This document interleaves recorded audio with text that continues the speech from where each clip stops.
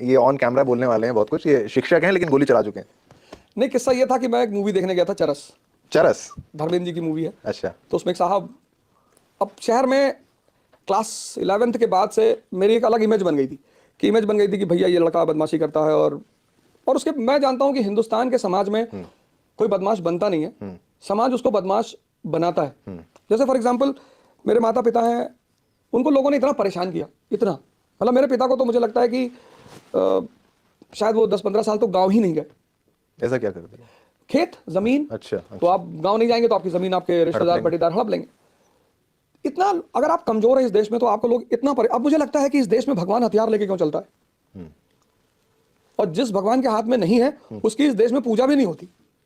ब्रह्मा जी की ठीक है। एक मंदिर है पुष्कर में, वहां भी बहुत कम लोग जाते हैं। तो जिस देश में भगवान को विवश होकर अस्त्र लेके चलना पड़ता है, तो उसका समाज कहीं ना कहीं कुछ ना कुछ तो दिक्कतें खड़ी करता होगा। उसी से इंस्पायर्ड होके आपने?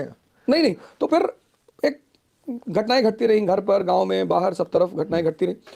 उसी बीच दरमियान क्या हुआ कि मैं मूवी देखने गया, और वहां पे एक साहब राइवल गैंग के थे और उनसे मुलाकात हुई। तो उन्होंने बिना मतलब, कोई मतलब नहीं था, मैंने उसको ऑन कैमरा तब भी कहा था कि बुलाया, और बुला कर उन्होंने एक रसीद कर दिया, एक चाटा मारा। क्या परिचय था उनका, क्या थे वो, मतलब? है एक लोकल ठेकेदार ही है। अच्छा, उनका मॉल तो नहीं था वो? नहीं नहीं नहीं, अच्छा, अच्छा। सिनेमा हॉल हमारे एक सांसद हुआ करते थे बीजेपी के, सत्यदेव सिंह, अच्छा, ठीक। उनके कोई रिलेटिव है, उनका था। उस वक्त वो सांसद थे भी, सत्यदेव सिंह जी सांसद थे, अब तो रहे नहीं। तो मतलब उस घटना ने मेरे अंदर एक अलग सी आग पैदा कर दी कि आज अब इनका रहने की कोई मतलब नहीं है, अब ये नहीं रहेंगे।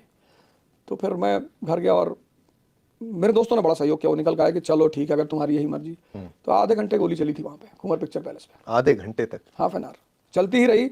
और इतने प्रख्यात आदमी का सिनेमा हॉल तो होने आपको हथियार मिला कैसे, मतलब ये सवाल अगर इग्नोर करना चाहें तो कर सकते हैं? नहीं नहीं, हथियार मिलने की बात नहीं थी। आज भी मिर्जापुर देखने के बाद शायद ये सवाल कोई नहीं करे, क्योंकि यूपी अब तो, तब तो खैर बहुत सीमित संसाधन थे, अब तो यह है कि हर गली कूचे में हर चीज अवेलेबल है। तो हमारे यहाँ तो इंजीनियर्स बैठे हुए हैं, वो तो जीप की स्टीयरिंग से उसका 12 बोर का कट्टा बना देते हैं। अच्छा। इलाहाबाद में तो 64 की तंबाकू की डिब्बी है, अच्छा। उससे बम बना के वो ट्रायल होता है वहाँ, वो रैगिंग यहीं से शुरू होती है। तो मिर्जापुर से? मिर्जापुर तो बहुत बाद में आई, लेकिन वो तब तक शायद मिर्जापुर की चित्रण उसी सब चीजों का ही तो है उसमें कि हाँ हाँ हाँ, बिल्कुल बिल्कुल। Mirzapur is basically the right presentation of the society of UP and Bihar, ठीक। कि ऐसा ही होता है। इसीलिए आप देखो, जब कोई चीज तत्कालिक समय से मेल खा जाती तो वो हिट बहुत करती है, सबने लाइक किया उसको, क्योंकि हर आदमी को लगा कि यार कहीं ना कहीं हमारे इलाके की, कुछ लोगों को तो ये लगा कि मेरी कहानी चल रही, मैं ही हूँ अखंडानंद।